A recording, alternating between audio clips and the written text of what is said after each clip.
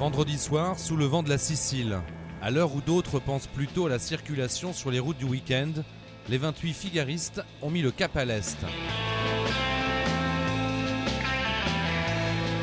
Les premiers bords de près dans 15 nœuds de vent ont permis au skipper de défi mousquetaire, Thomas Rouxel, de prendre le dessus sur ses concurrents et de virer la bouée de dégagement en tête.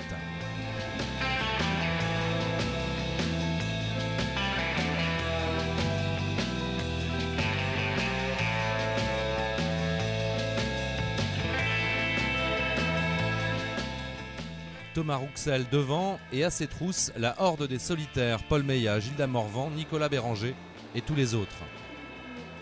Les spies à peine sortis des sacs et déjà les premières options se dessinent. Le gros de la flotte préférant glisser sous le vent et bien au sud de la route directe vers la crête. Au nord, un petit groupe s'est formé, espérant jouer avec le souffle d'un nuage bien chargé et une rotation de vent. Entre ces deux options, revoici Thomas Rouxel, lui aussi bien placé dans le peloton de tête à la tombée de la nuit. C'est sûr que ça va être long et qu'il va falloir récupérer. Maintenant, comme on l'a vu depuis le début de la course, en général, les nuits sont pas vraiment paisibles et on a peu de temps, vraiment peu de temps pour se reposer puisque le vent est très, très instable. Le vent vient de prendre 90 degrés de rotation pour une partie seulement de la flotte. Donc dès la première heure de course, c'est assez prometteur. Il va falloir avoir les nerfs solides.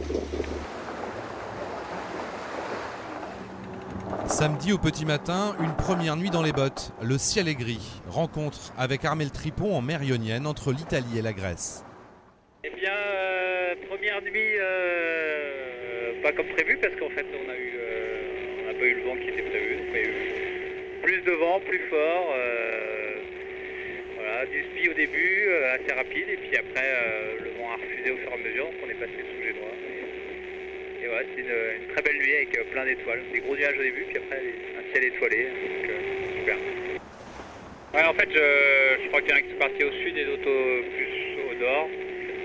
Je pense que je suis au milieu, moi j'ai pas réussi à capter les positions, donc voilà, je sais pas exactement.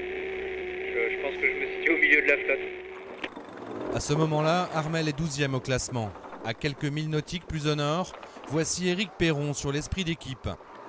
C'est parti pour 300 000. Il se débat comme il peut entre les prédictions météo et la réalité. Et aujourd'hui, il y a un gouffre. Prévu, je sais.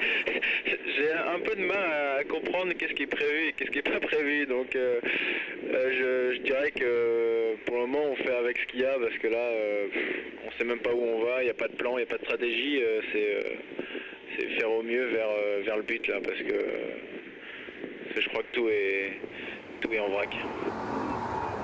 La flotte est bien éparpillée, mais nous rencontrons tout de même un nouveau concurrent, Fred Dutil, un garçon philosophe aujourd'hui, ce qui est plutôt une qualité quand il faut guetter le moindre souffle d'air. Faut pas s'en vouloir, quoi. C'est vrai que si ça marche pas, bon voilà, ça tient à très peu de choses, et surtout au vent qu'on rencontre. Donc comme c'est pas très établi tout ça et qu'on sait pas trop justement entre deux fichiers, il y a tellement de différences qu'il faut vraiment prendre ça plus à la rigolade qu'autre chose. Enfin moi c'est ce que je fais maintenant. J'ai eu du mal les 2 premières étapes à prendre ça de cette façon-là, mais là j'ai décidé de la prendre comme celle-là. Pendant ce temps-là, Thierry Chabani file à 9 nœuds à 50 000 dans notre sud. Mais en Méditerranée, rien n'est figé. Alors courage Fred, le vent revient.